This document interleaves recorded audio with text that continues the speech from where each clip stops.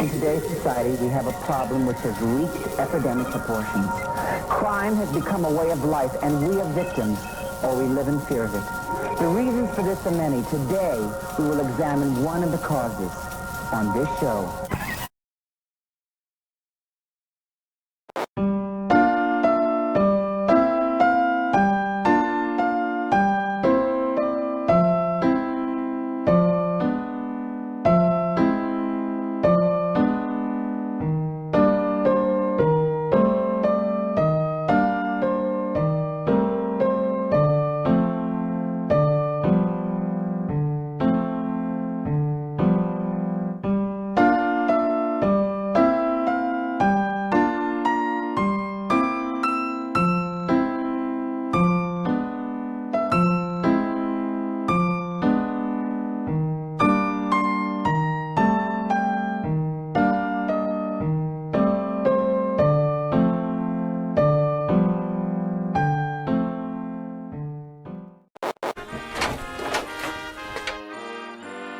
Lovely cheese pizza, just for you.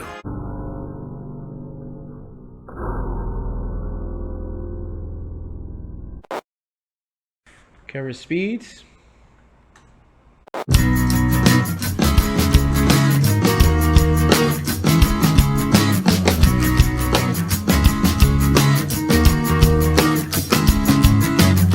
Bind me, gag me, take me to the bunny ranch. People dying, kill me in the packing house. Even you have to win sometimes, dear. Poison needle smoker, break a broken window, mind you.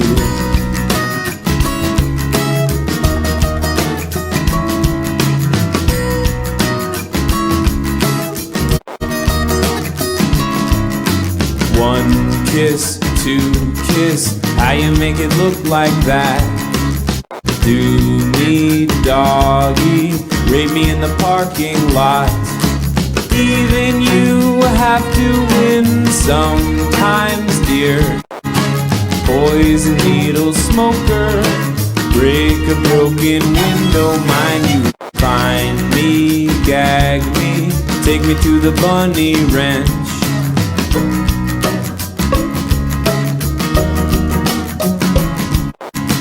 Find me, gag me, take me to the bunny ranch.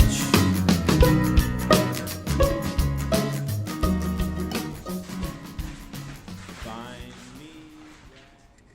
You're remarkably normal. Oh, thanks. Yeah. I know, people are always struck at how Normal. I am. I'm like, just like, wow, really? I think my You made it reputation. through the maze I of guess being so. a famous child. Yeah. That's a very unusual maze. My life is unique to me. That's what I like to say.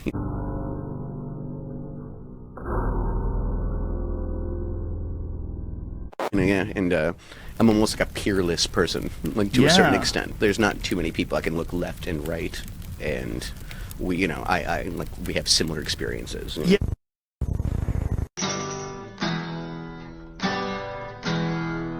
Guys, Macaulay Culkin is back! I'm so excited! I know! But Macaulay Culkin is now Now in a pizza-themed cover band. just released a premiere video on Muzu TV. Comedians, what is this pizza-themed cover band called? Is it A, the Red Hot Chili Pepperonis? B, The Pizza Underground. C, the Mamas and the Papa Johns. Motion Casher. It happens to be B, the Pizza Underground. well, that is correct. The Pizza Underground is the correct answer.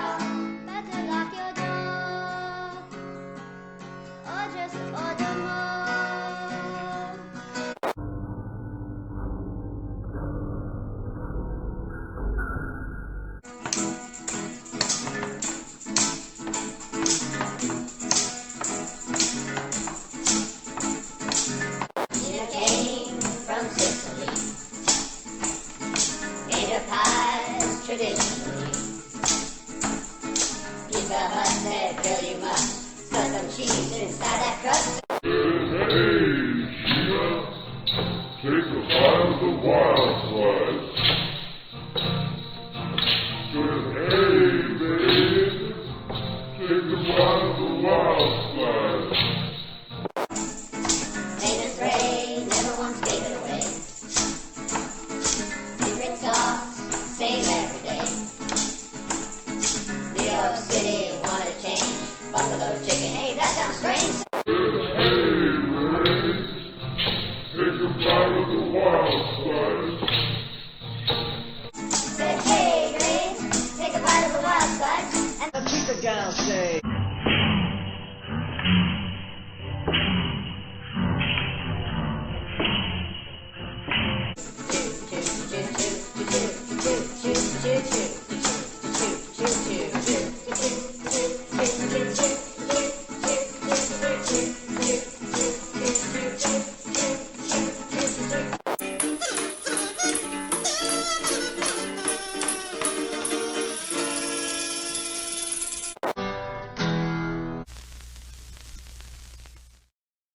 What tasty treat have you brought me, my angel of darkness? How I saved the president, Master Culkin. Semi-recognizable child star from the 90s. So pink, so fleshy. You know my ways. I knew that my upbringing was unique. You know, I knew it was different. But at the same time, it's kind of just, it's not until you get some perspective, some life experience, until you really realize that, oh wait, this was particularly weird.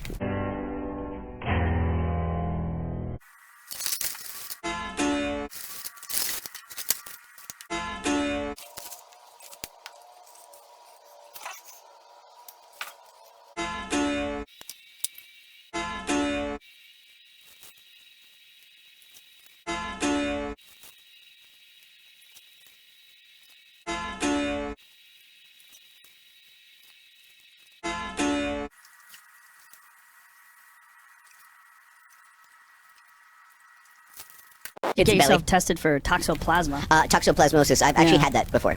Well, you have it. Yeah, you have it for life. Yeah, exactly. Toxoplasma gondii. So what was this movie in Thailand. It was my buddy. Seth Green. He wrote and directed a movie, and so he asked me to do something in it, and you know, like, because I don't really pursue acting like at all, kind of thing. People used to like me. When I was young. So sorry. Oh. So sorry I'm late.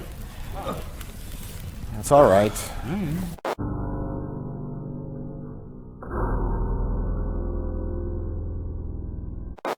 Hi, I'm Macaulay Culkin.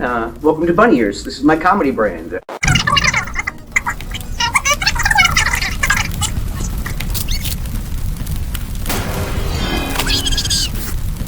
People will like me. People used to like me. When I was young.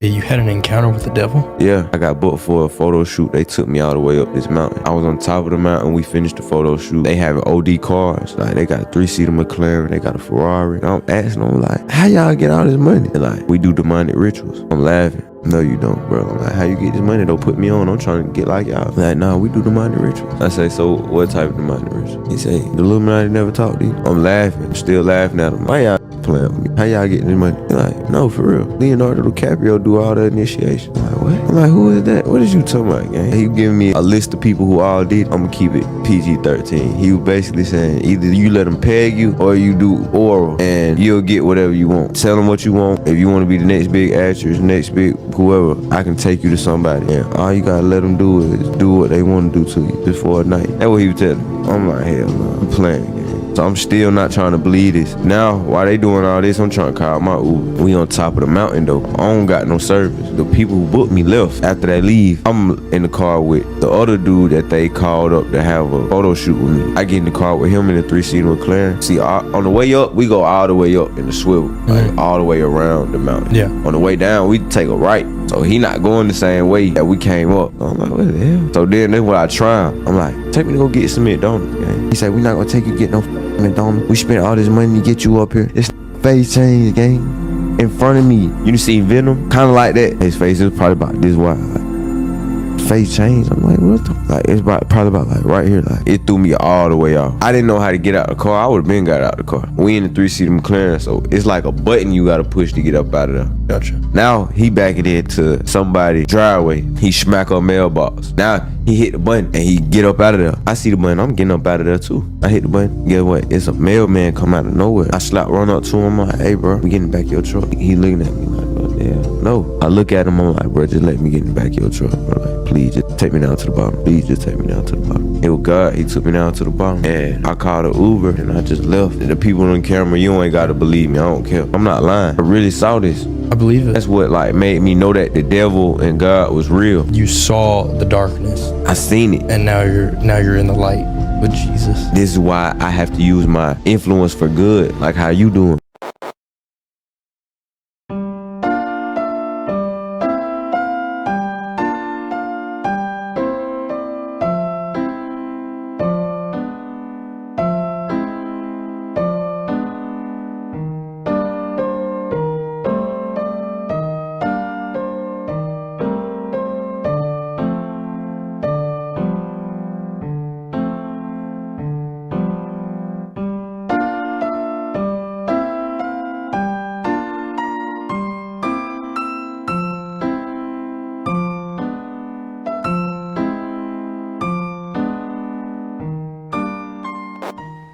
When I was in Amsterdam in September on the 6th, 2008, I was traveling and I took pictures and video.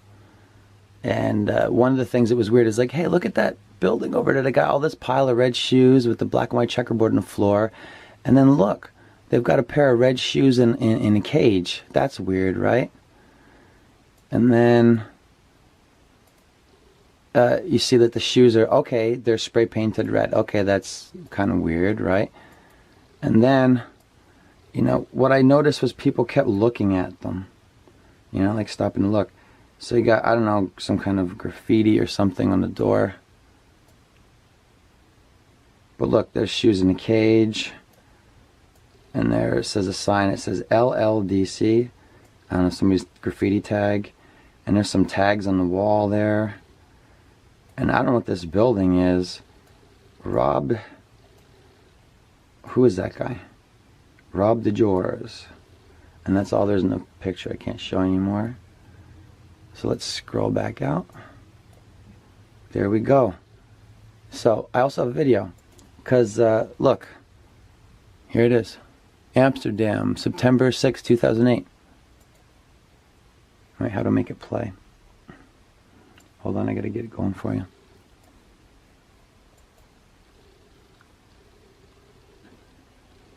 There it is, look. The people are like, what are they doing? What's with the shoes?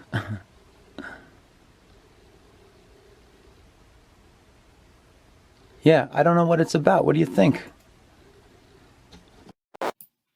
Red shoes dash human skin. Now, I didn't describe this. It was found on the Mega meme server. So here's the server. And here you see it right here. Red shoes, human skin. It's on there. Here it is unzipped. Why the red shoes? And let's look at this for a second, because here's these little girls sitting in this bathroom that looks, or this place that looks very much like this. One has to wonder. One has to wonder about this, because these paintings all take place in this exact kind of environment. What are the odds? It's some giant bathroom or gym or something. And there's these things hanging down. And I believe this is one of the ones he has. It. Can you imagine having that in your home? First of all, can you imagine having this in your home? It outrages me to talk about this, and I'm sorry. Just gonna try to maintain my cool, but his little arms are going black and blue. It's foul beyond anything. I have no words for this. Is this normal? If you went over to someone's house and you saw this, what would you think? What are you supposed to think? Who wakes up and wants to see this in their house? It blows my mind that they are so blatant with their artwork. It's disgusting. But I don't want to get off point because we're talking about the red shoes now, which is equally as disgusting. But we're talking about these paintings and they're all wearing these red shoes. And then you've got here, they're all wearing the red shoes. Everywhere in Hollywood, they're talking about the red shoes. There's something about the red shoes. And at first, nobody that knows me or has known me over the past, however old I am, nobody would describe me as naive. That is a word that no one ever uses to describe me. She's naive. Nobody ever said that about me. I'm pretty worldly in the sense that I do a lot of reading about serial killers and all kinds of psychological issues and horror stories that are true. But my first idea about the shoes, why the red shoes, suddenly I'm naive. I thought they liked the red shoes because when they're doing these sacrifices and these rituals and things, they're all standing in blood and their shoes turn red. That's what I thought it meant.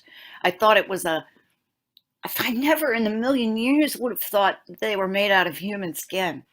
And as much as I know and as many horrible things as I've read about and seen pictures of and writing about these horrible crimes and these psychologically damaged people who do these things, I never gave it a thought that these shoes would be made of human skin.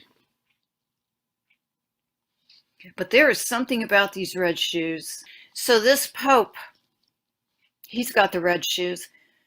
This Pope looks like he just climbed right out of hell. I mean, this Pope, I guess his name is Benedict, because I had to find out about this creature. This thing. And, I'm not Catholic, and I have friends that are Catholic, but I don't get it. How do you have these popes like this? I mean, he looks like he literally looks like a zombie.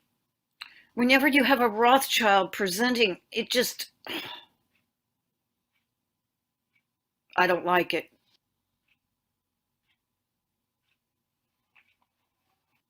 Why the red shoes? Indeed. Why the red shoes? Creepy. Red shoes. Books. Tattoos. Jewelry. I think this is a female to male hermaphrodite. I don't call them trannies. I call them hermaphrodites. Because they don't want to be one. They're not transitioning to anything except what they are, which is both sexes rolled into one person. That's what they want. Would Hunter S. Thompson, who is, these people, I used to have some bit of respect for them. I thinking they were free thinkers and all of this. Wow, was I ever a chump? These people are grotesque.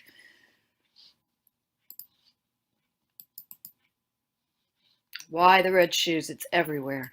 Asking that question. Inside this humongous server with all these folders. Some of these folders go on and on and on. They're so big. What's with the red shoes? What's with the red shoes? Why the red shoes? Why? This one's described. Red shoes. Why? Pope, red shoes.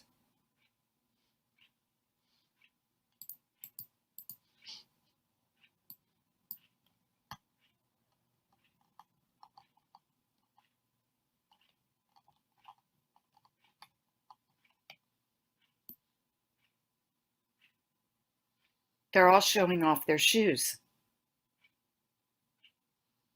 Like it's some kind of joke.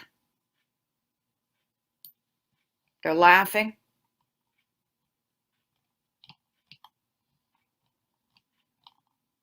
It's like their artwork. Oh, how happy it makes him to wake up in the morning and look at his artwork. Now, there's a bunch of these, and they always have a truth bomb. Someday, son, you will tell them about the shoes they wear made out of human leather. Well, behaviors are going to have to change, and this is one thing we're asking companies.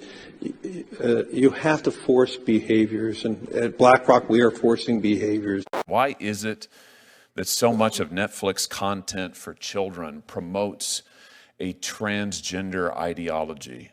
Almost half of your content for children, I'm talking about minor children now, I'm not talking about teenagers, minor children, promotes a transgender ideology agenda. I was just looking at the data here from your various series. And what concerns me is, just 2 days ago, a jury in New York awarded a former transitioner $2 million because she said that her psychologists and others pressured her into, they pushed on her an ideology that proved to be extremely detrimental. I'm sure you know that in the UK, the National Health Service in the UK has said that they're not going to perform transgender surgeries or any longer so-called gender-affirming care for minors, including in counseling, because it is so incredibly detrimental. Our own HHS has come forward with similar findings this past year, yet if you turn on Netflix, you'll find that an enormous amount, and I say this as a parent with 3 young children, an enormous amount of your children's programming has this ideology and agenda in it. Is this an advocacy position for Netflix? Is this an ideological commitment you have? I mean, why is this? Senator Hawley, Netflix has no political agenda of any kind. I would tell you that. Well, then why is your children's program so full of this highly sexualized, highly controversial agenda? I don't understand it. It seems strange to me. Respectfully, sir, it's because it's inaccurate. We have millions of hours of children's programming. You're saying it's not there. You don't have trans. You don't feature trans characters, trans storylines, trans themes. It's not in your programming. I'm saying we feature a wide variety of stories and programs to meet a wide variety of people's tastes. Why is almost half of it? Why does almost half of your children's program feature this highly controversial, highly sexualized material? That just seems strange to me. It can't possibly be a reflection of the population. Senator Hawley, I don't have any idea where that number would come from or what that would be. I don't believe that's been your personal experience, but I can't speak to that. Well, what do you mean you don't think it's been my personal experience? You don't think that I monitor what my children watch on your... Here's what I tell you what my personal experience is since you bring it up. My personal experience is that my 3 children, I can't let them watch anything they want on Netflix. I can't let them watch anything on Netflix unless I preview it, because I don't have confidence in what's on your platform. I don't know what they're going to encounter, and I tell you what, I don't want my kids being pushed an agenda about their sexuality or gender identity when I have not had the opportunity first to discuss it with them and to form them in that. And I, frankly, on behalf of parents around the country, it offends me that Netflix is pushing this content at parents in what seems to be a very coordinated, thought through, planned out agenda in a way that, frankly, I think undermines parents, certainly undermines me and my wife. We have to watch every show beforehand before we can let our kids watch it. Now, I don't know. That seems pretty concerning to me. I know you make a gob of money on it, and maybe that's the answer. But it just seems to me that it's a disservice to the parents of this country, particularly given what's happening with our youth on this subject. Senator, if I may answer, like I said, we have millions of hours of content on Netflix at any given time. We have state-of-the-art tools for you to manage those choices for your children and to block any title that you might be offended by for any reason. So we are parents at Netflix as well. We share all your concerns about raising kids, and also the ability to raise them as you see fit in your household and anyone else's household as well. My concern is that you don't share my values or those of many other American parents, and you want the United States government to allow you to become one of the largest, if not the largest, streaming monopolist in the world. I think we ought to be concerned about what content you're promoting. Thank you, Mr. Chair. Thank you, Senator Hawley. This is a war that should have never happened. It's a war the Russians tried repeatedly to settle on terms that were very, very beneficial to Ukraine and us. The major thing they wanted was for us to keep NATO out of the Ukraine. The big military contractors want to add new countries to NATO all the time. Why?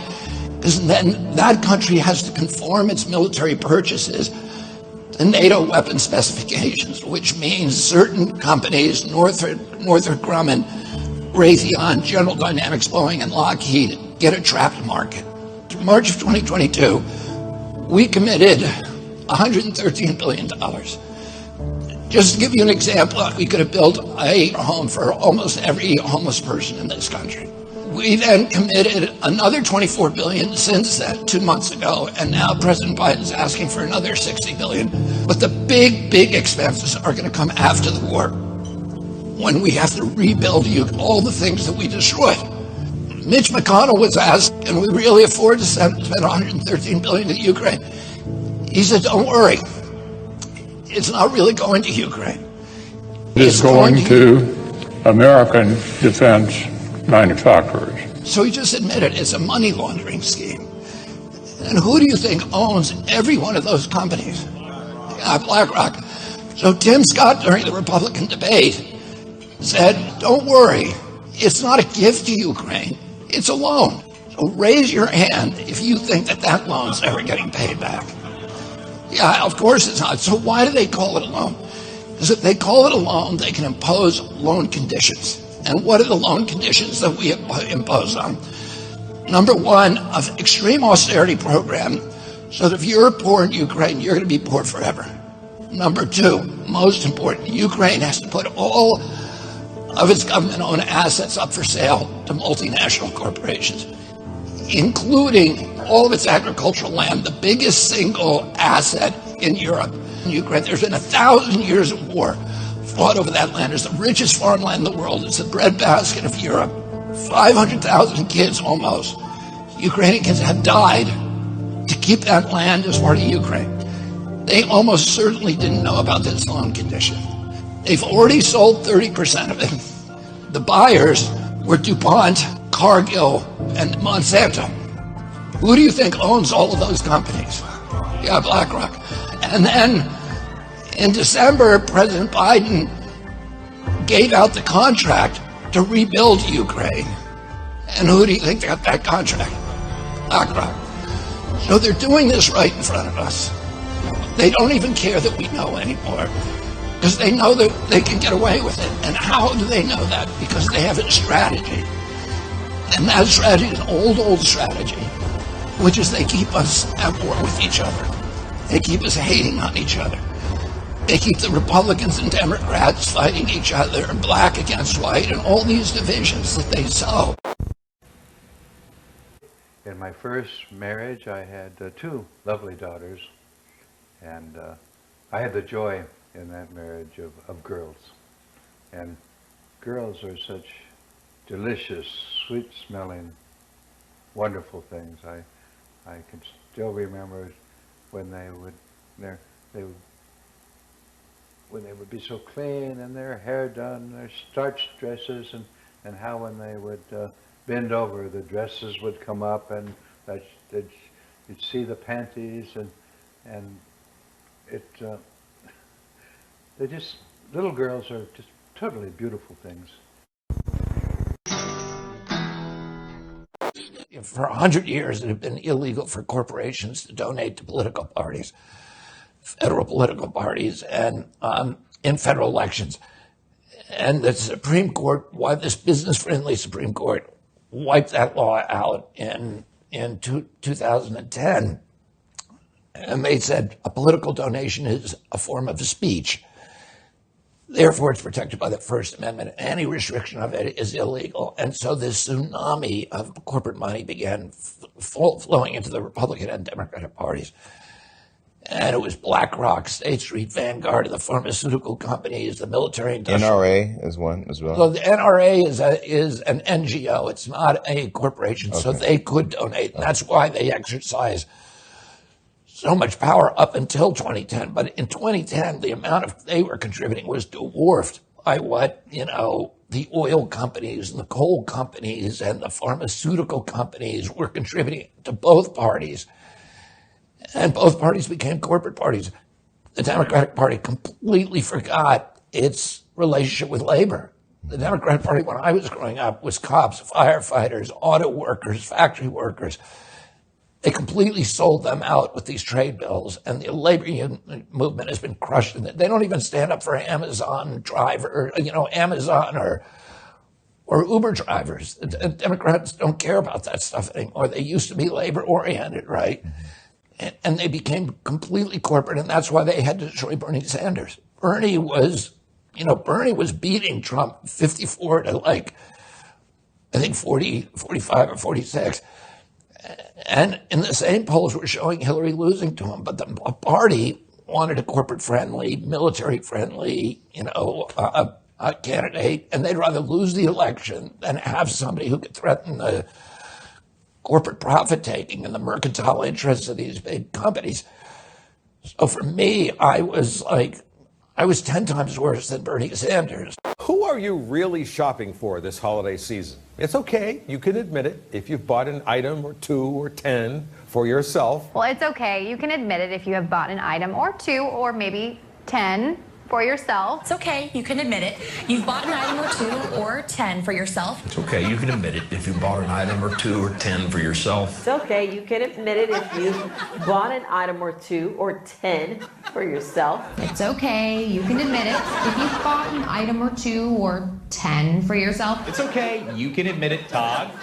If you bought an item or 2 or 10 for yourself. It's okay, you can admit it. If you bought an item or 2 or 10 for yourself. It's okay, you can admit it. If you bought an item or 2 or maybe 10 for yourself. It's okay, you can admit it. If you bought an item or 2 or 10 for yourself. It's okay, you can admit it. If you bought 1 or 2 or maybe 3 or 4, maybe even 10 items for yourself. It's okay, you can admit it. If you bought an item or 2 or 10 for yourself. It's okay, you can admit it. If you bought an item or 2 or 10 for yourself. It's okay, you can admit it. If you bought an item or 2 or 10 for yourself. It's okay, you can admit it. If you bought an item or 2 or maybe 10 for yourself. It's okay, you can admit it if you bought maybe an item or 2 or 10 for yourself. Is it okay? You can admit it. If you bought an item or 2 or 3 or 10 for yourself. It's okay, you can admit it.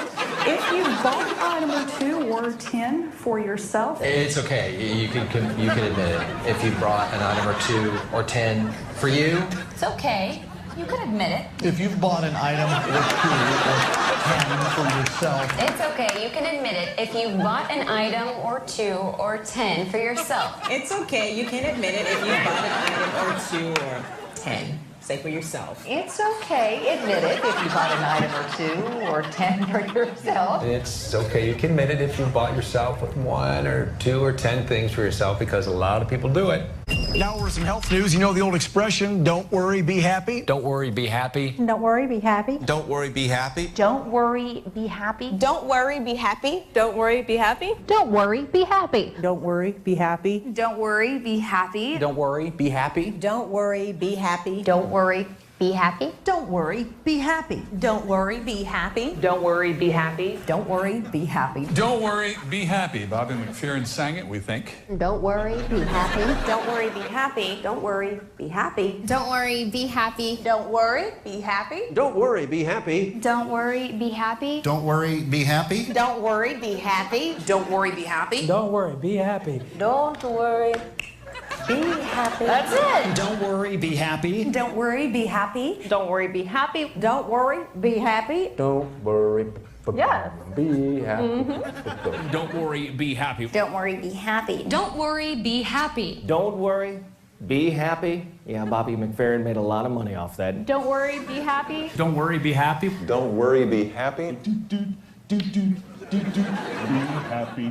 Don't worry, be happy. Don't worry, be happy. Don't worry, be happy. Don't worry, be happy. Don't worry, be happy. Don't worry, be happy. Thank you, Don. Well, we watch them on YouTube and post their pictures on Facebook. But is it time for dogs to have a social network of their own? Is it time for dogs to have a social network of their own? Is it time for dogs to have a social network of their own? Is it time for dogs to have their own social network of their own? Is it time for dogs to have a social network of their own? Or is it time for dogs to have a social network of their own? Is it time for dogs to have a social network of their own? Is it time for dogs to have their own social network? Is it time for dogs to have a special social networking site of their own? Is it time for dogs to have a social network of their own? Is it time for dogs to have a social network of their own? Is it time for dogs to have a social network of their own? Is it time for dogs to have a social network of their own? Is it time for dogs to have a social network of their own? Is it time for dogs to have a social network of their own? Is it time for dogs to have a social network of their own? Is it time for dogs to have a social network of their own? Is it time for dogs to have a social network of their own? Could it be time for your dog to have a social network of his own? Is it time for our dogs to have a social networking site of their own? Is it time for dogs to have a social network of their own? Is it time for dogs to have a social network of their own? Is it time for dogs to have a social network of their own? Good question. A child's happiness is priceless, especially on a birthday. A child's happiness is priceless, especially on a birthday. A child's happiness is priceless, especially on a birthday. A child's happiness is priceless, especially on a birthday. Well, a child's happiness is priceless, right? Especially on a birthday. A child's happiness is priceless, especially on a birthday. A child's happiness is priceless, especially on a birthday. A child's happiness is priceless, especially on their birthday. A child's happiness is priceless, especially on a birthday. A child's happiness is priceless, especially when it comes to their birthday. Absolutely. A child's happiness is priceless, especially on a birthday. A child's happiness is priceless, especially on a birthday. Well, a child's happiness is priceless, especially on a birthday. A child's smile is priceless, especially on a birthday. A child's happiness is priceless, especially on a birthday. You know, a child's happiness is priceless, especially on a birthday. A child's happiness is priceless, especially on a birthday. A child's happiness is priceless, especially on a birthday. A child's happiness is priceless, especially on a birthday. A child's happiness is priceless, especially on a birthday. A child's happiness is priceless, especially on a birthday. You like that? Well, if you filled up your gas tank lately, then you don't need us to tell you that gas prices are back on the rise. You don't need us to tell you that gas prices are back on the rise. You don't need us to tell you that gas prices are back on the rise. You don't need us to tell you that gas prices are back on the rise. You don't need us to tell you that gas prices are back on the rise. You don't need us to tell you that gas prices are back on the rise. You don't need us to tell you that gas prices are back on the rise. You don't need us to tell you that gas prices are back on the rise. You don't need us to tell you gas prices are back on the rise. You don't need us to tell you that gas prices are back on the rise. You don't need us to tell you that gas prices are back on the rise. You don't need us to tell you gas prices are back on the rise. You don't need us to tell you that gas prices are back on the rise. You don't need us to tell you gas prices are on the rise. I know. Thanks. New on Sunrise, Frank Ocean tells a major fast food chain to buzz off. And which celeb peed in a glass jar?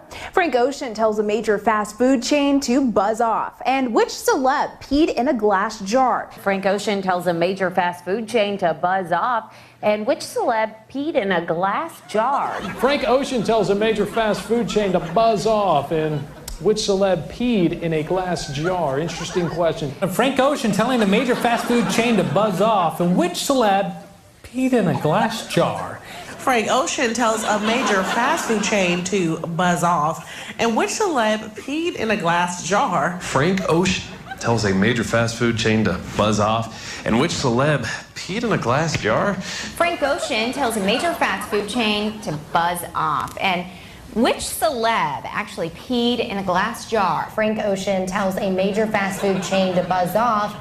Also, an interesting story here. What celebrity would pee in a glass jar? Frank Ocean telling a major fast food chain to buzz off. And which celebrity did something in a glass jar? Frank Ocean tells a major fast food chain to buzz off. And which celeb used the potty in a glass jar? Frank Ocean tells a major fast food chain to buzz off. And which celeb used a glass jar for the restroom? Frank Ocean tells a major fast food chain to buzz off. And which celebrity used the restroom in a glass jar? Let's say that. Frank Ocean tells a major fast food chain to buzz off. And which celeb used a glass jar as a restroom? And welcome back to the show. I scream, you scream. You know the rest. I scream, you scream, you know the rest. I scream, you scream, you know the rest. I scream, you scream, you know the rest. I scream, you scream, you know the rest. I scream, you scream, well, you know the rest. I scream, you scream, well, you know the rest. I scream, you scream, well, you know the rest. I scream, you scream, you know the rest. I scream, you scream, we all know the rest. I scream, you scream, you know the rest. I scream, you scream, well, you know the rest. I scream, you scream, you know the rest. I scream, you scream, we all know the rest of it, right? I scream, you scream, well, you know the rest. I scream, you scream, you know the rest. I scream, you scream, and you know the rest. I scream, you scream, you know the rest. I scream, you scream, well, you know the rest. Well, I scream, you scream, well, I think you know the rest. I scream, you scream, you know the rest. I scream, you scream, and everybody knows the rest. I scream, you scream, well, you know the rest. I scream, you scream, you know the rest. I scream, you scream, and you know the rest. I scream, you scream, you know the rest.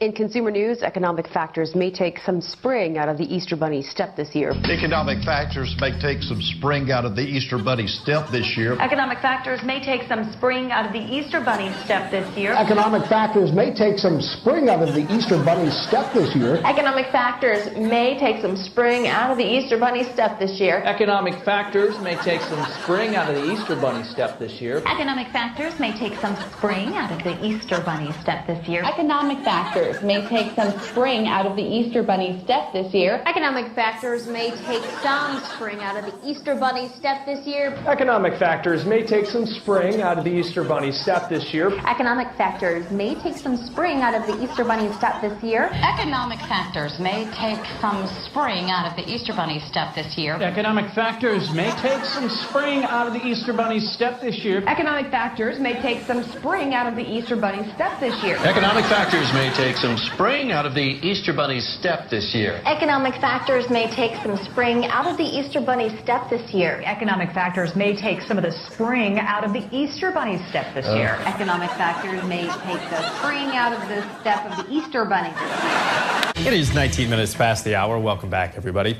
Those without a sweetheart this Valentine's Day may look to their smartphone or tablet to help direct Cupid's arrow their way, while those with a special someone may look to their mobile device to help them say, I love you. Those with a special someone may look to their mobile device to help them say, I love you. Those with a special someone may look to their mobile device to help them say, I love you. Those with a special someone may look to their mobile device to help them say, I love you. Those with a special someone may look to their mobile device to help them say, I love you. And those with a special someone may look to their mobile device to help them say, I love you. Those with a special someone may look to their mobile device to help them say, I love you. Those with a special someone may use their mobile device to help say, I love you. Those with one may look to their device to help them say, I love you. Those with a special someone may look to their mobile device to help them say, I love you. Oh, those with a special someone may look to their mobile device to help them say, I love you. Those with a special someone may look to their mobile device to help them say, I love you. Those with a special someone may look to their mobile device to help them say, I love you. That's with a special someone may use their mobile device to help say, I love you. Those with a special someone may look to their mobile device to help them say, I love you. Those with a special someone may look to their mobile device to help say, I love you. Those with a special someone may look to their mobile device to help them say, I love you. I love you. I love you. I love you. I love you. I love you. I love you. I love you. I love you. I love you. I love you. I love you. I love you. I love you. If your email inbox is out of control and you've given up sorting it out, a Baltimore company thinks it has a solution for you. Could this be the end of email overload? Could this be the end of email overload? Could this be the end of email overload? Could this be the end of email overload? Could this be the end of email overload? Could this be the end of email overload? Could this be the end of email overload? Could this be the end of email overload? Could this be the end of email overload? Could this be the end of email overload? Could this be the end of email overload? Could this be the end of your email overload? Could this be the end of email overload? Could this be the end of email overload? Could this be the end of email overload? Could this be the end of that email overload? Could this be the end of email overload? Could this be the end of email overload? Could this be the end of email overload? Could this be the end of email overload? Could this be the end of email overload? Could this be the end to email overload? Could this be the end of email overload? Could this be the end of email overload? Could this be the end of email overload? Could this be the end of email overload? Could this be the end of email overload? Could this be the end of email Overload? Load, rather. You know, and they leave them at home on the computer and they just... We embraced, and that embrace never ended. I wish there was a better way to tell that story, but it's reality, you know? However, that hasn't changed me as a person. Myself, from the confines of my father's criminality. Oh, they're nothing. Nothing. It's like they never existed. They never existed. I was not in the hospital at the time. I was in interim. I wish there was a better way to tell that story, but it's reality, you know? However, that hasn't changed me as a person. My mother had great insurance at the time. What did he do? Michael offered a lot of emotional support for me. He was there. On that, when we have it. Now, as I promised, we'll talk now more about David, bring you more on that when we have it. Separate disputes that are over pay and another one over the plans for the night tube in London. So we'll bring you more on that when we have it. Now, as I promised, we'll talk now more about David Bowie and his influence. Let's bring in Jack Stephen. He is director of Fortune Music. It's actually Fortress Music. Fortress Music. Yes. Do beg your pardon, Jack. Mind. Fortress Music, and worked as in the music industry as an executive in the Bowie era, and also Bowie's fashion sense we're going to talk about as well. It's influenced the era. And Lizzie Zeta, fashion stylist, is with. Welcome to you both. Apologies again, No Jack. problem. I mean, but perhaps first sum up how you felt this morning when you heard this. I was just saying earlier that I actually felt that part of me had died. I mean, I have to say that's how much an influence he is, I think, to me and to thousands and millions of people around the world. And strangely, I'm surprised. I sort of lived through John Lennon's death, Elvis's death, and sadly, this one's affected me more than any other. I mean, it's a very strange thing because I think with him, he was probably the first complete artist where he was involved in every single area of his career, whether it's photography, fashion, whether it was film, whether it was poetry, whether it was live work where he was very theatrical. I mean, his vocal influence, a lot of people don't know this, came from Anthony Newley, who of course was a musical artist. So I find it very, very sad today. People today talking about how he reinvented himself, how he went with the times, but he led the times in so many aspects through the 70s, 80s, 90s. He wasn't frightened of change, and so to him every album was a different persona, and so he loved doing that. So at one point he had Ziggy Stardust, next point he had Ella Insane.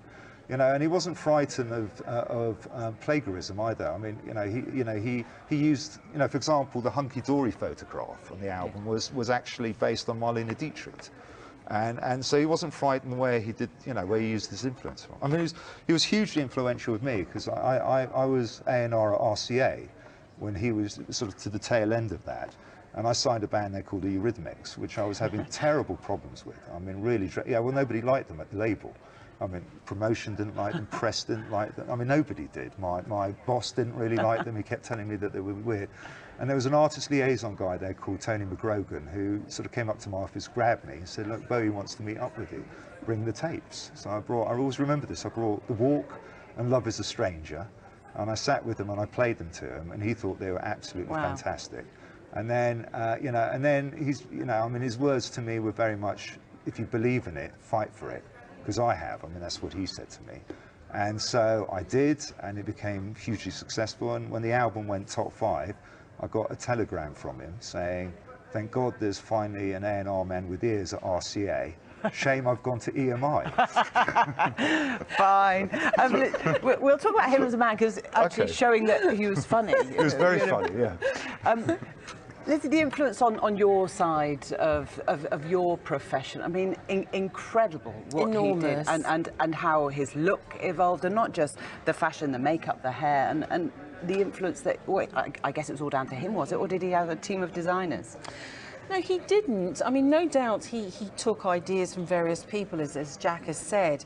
But what I love about him is that he was such a true creative. He was a real innovator, and he didn't give a damn.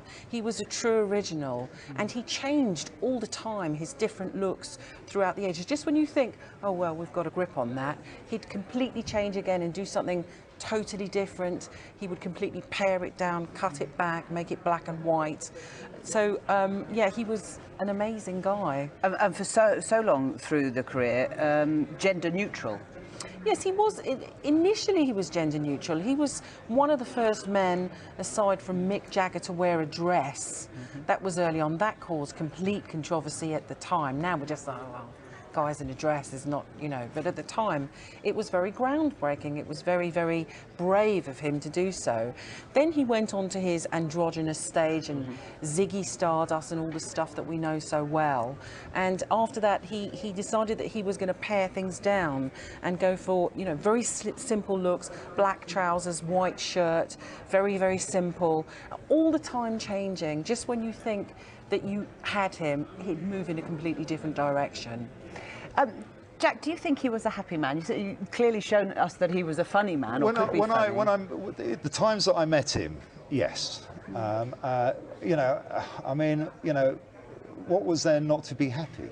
I mean, the pressure? Well, the pressure maybe, but I mean, he was able to express himself in a way that most artists can't. One of the most beautiful wives in the world. I mean, it's just sort of, I mean, what do you, what's not to like? What's not to like? And also, he had such a grasp on technology, even when he got ill. I mean, I heard that he was having heart trouble and stuff. But then he sort of digitally released an album that went to #1 in the UK charts. I mean, so I think if I was Bowie and I look back at my career, I'd be pretty, happy about what I've achieved. It wasn't easy for him, I have to tell you. I mean, he fought every single step of the way. I mean, I know the American side was really hard, because he was furious that none of his records really broke big in America.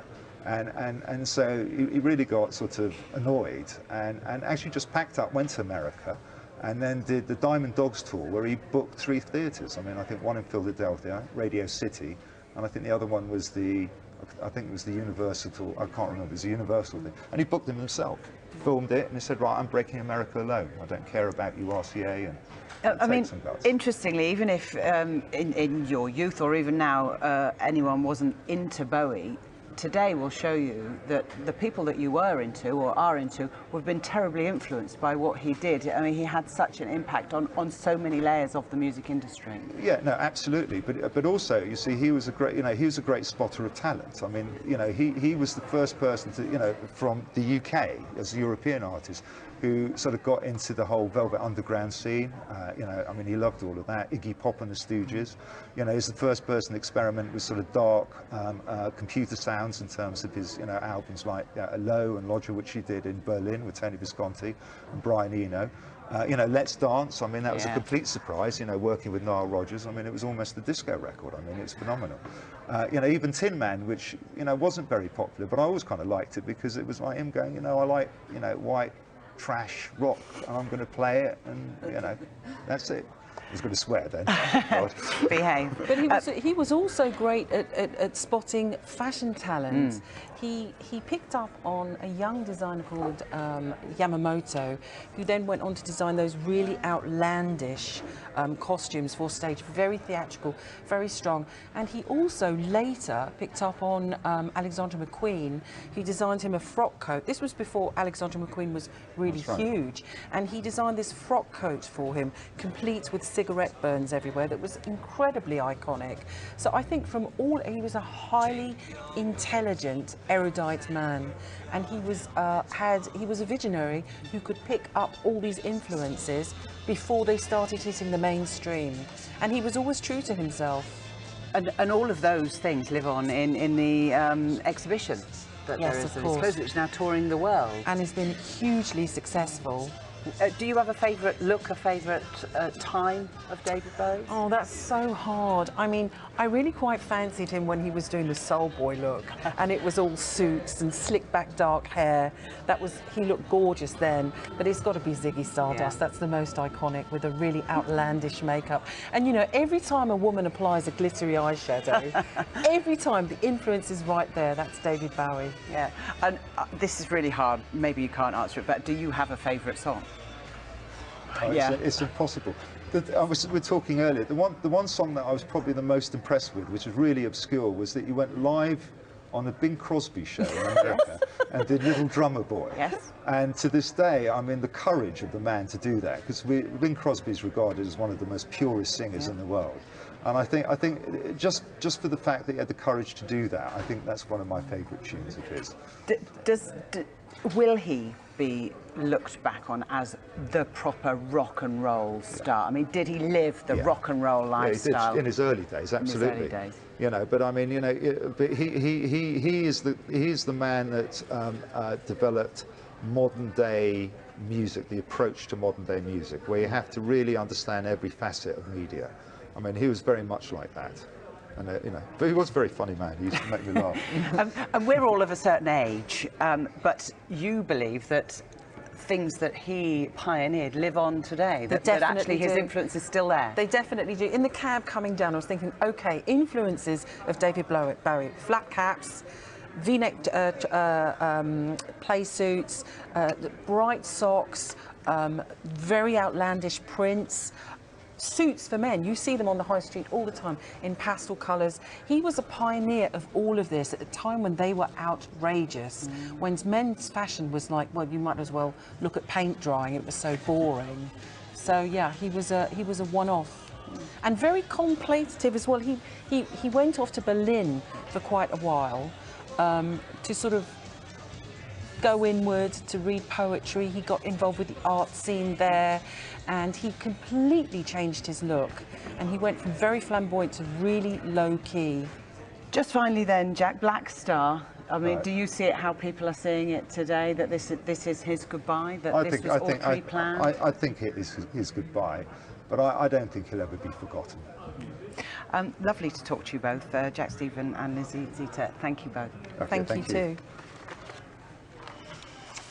More on the life and works of David Bowie throughout the afternoon here on Sky News. But in other news today, the Shadow Attorney General, Catherine McKinnell, has resigned from the Labour front bench because of concerns, she says, about the direction of the party. Live to Westminster, and our senior political correspondent, Robert Nisbet, is there. What's she been saying, Robert?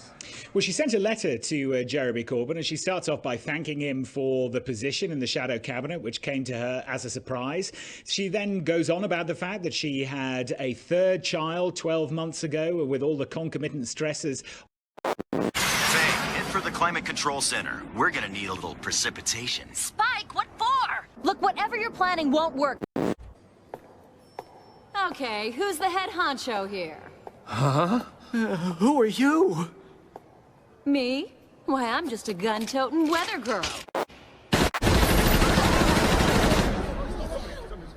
What are you doing here? This is a climate control station. What do you want from us? I want you to make it rain. What are you doing here? This is a climate control station. For the Climate Control Center, we're gonna need a little precipitation. This is a climate control station. We're gonna need a little precipitation. This is a climate control station. Here in Modesto, California, pilots are prepping this plane to fly into the center of a storm. Flares on the wings and fuselage will inject a substance called silver iodide into the storm clouds, causing water within the clouds to freeze and increasing the amount of precipitation that falls.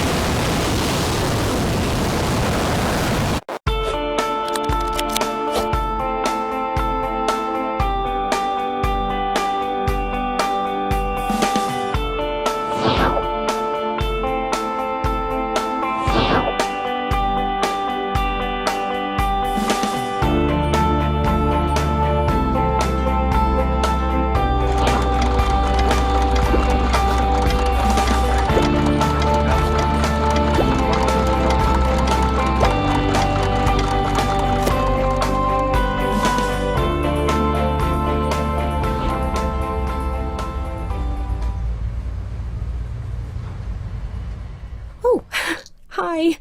I'm so glad you're on time. I'm V. I'm looking forward to showing you around Plandopolis today.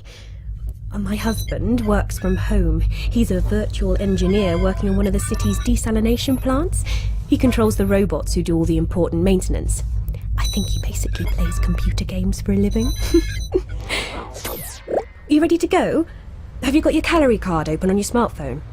I registered your visit with Slick Travel Corp the other day, so they've allotted you a journey time to match mine. It makes so much sense, doesn't it? Switch off brain and go to work. With this many people around, I'm glad there's a mega computer in charge. We're so lucky. Our kids were allocated a school quite near my practice, so I can drop them off on the way. It saves on our calorie ration. Well, it won't be long until the little darlings get their career announcements. They've been working so hard, so I'm sure they'll get something good. Not that there's anything wrong with fixing carbon scrubbers for a living or anything. Are you hungry? Let's pop to the market as we're passing. Right, what's on the menu this month? No, not meat. It's not your birthday. The Global Food Council are doing a really good job of keeping food production going. I mean, you don't get the choice you used to, but we're better off than most. I think it's probably easiest to walk from here. You barely see a car in the city centre nowadays, unless you're rich. Well, the state knows they just aren't practical anymore. We're all trying to meet our global carbon deal. Electric bikes are so much better for getting around our neighbourhood. And why waste valuable space on car parks when you can use them to grow food? I don't care what you say, Alex. They don't deserve to live in that ghetto. They are completely disconnected. No high-speed transport system, no new internet. They miss out on jobs and many essential services too. Oh, hi again. What a day. I had to make an emergency visit to the Cry Freedom ghettos. I mean, I miss my sister like mad, but I'm glad they went when they moved to New Amsterdam. They're safe from climate change on the floating city. Oh, that must be her now. It's much easier to meet up with friends virtually now. So many cities have banned cars in central areas. Ooh, looks like she's got some juicy gossip.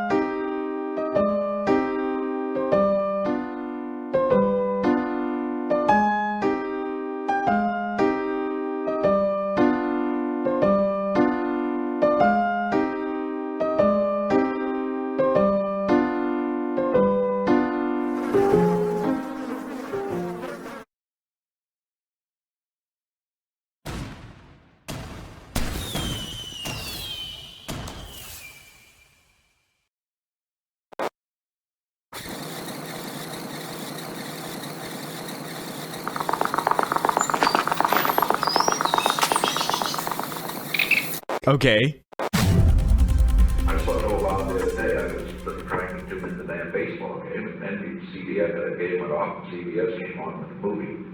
They had two magnificent, handsome guys and a stupid old fellow in it. They were glorifying homosexuality.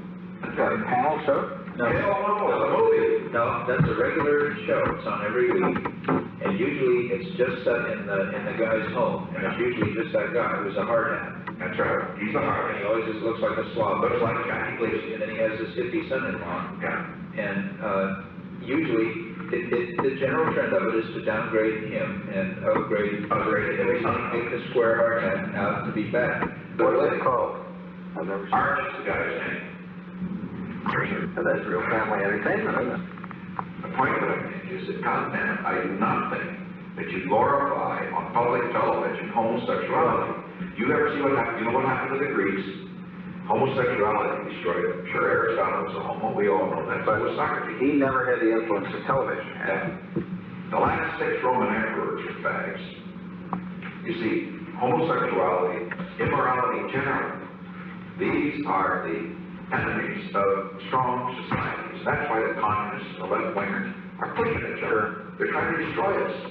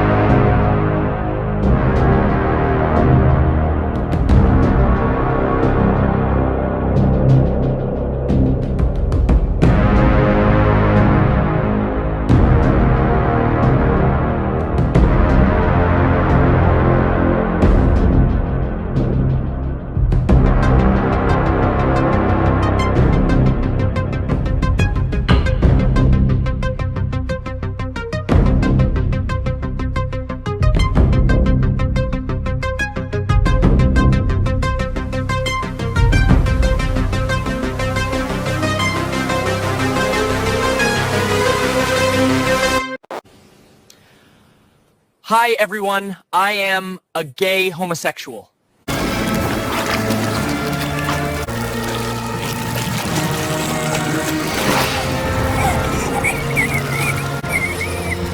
Ew! Sick! Bro, what are you even talking about? Honey, I don't think now is the best time for an announcement like that. Hope you didn't want grandkids, Mom, because this queen thinks girl parts are icky. Dude, you like other guys? Nasty, dude. Correction, I like you, specifically. Hot stuff. How is telling us this going to help us beat Vecna? Gonna stick my stranger thing in Vecna's upside down until he gets AIDS. Fabulous! Alright, I'm out. Yeah, me too. Sissy rainbow magic. I thought that was a bit gay for starters. Well, hey, who am I to judge? I'm gonna come clean with everybody. I'm gay.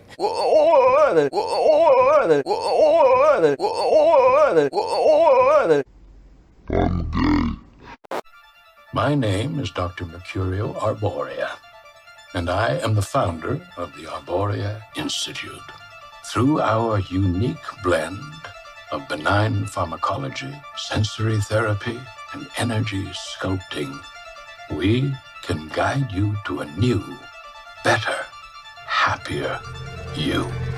You are about to embark on a great journey. Let the new age of enlightenment begin.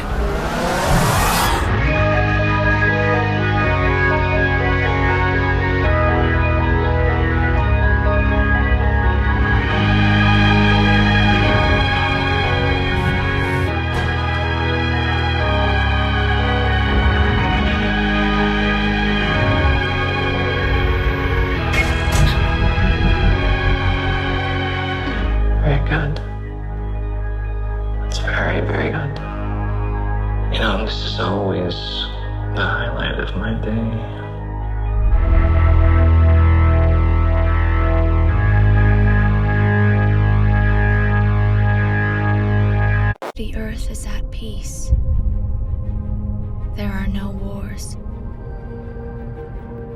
there is no hunger. Honesty, courtesy, and kindness are practiced by all. The world has never been more perfect.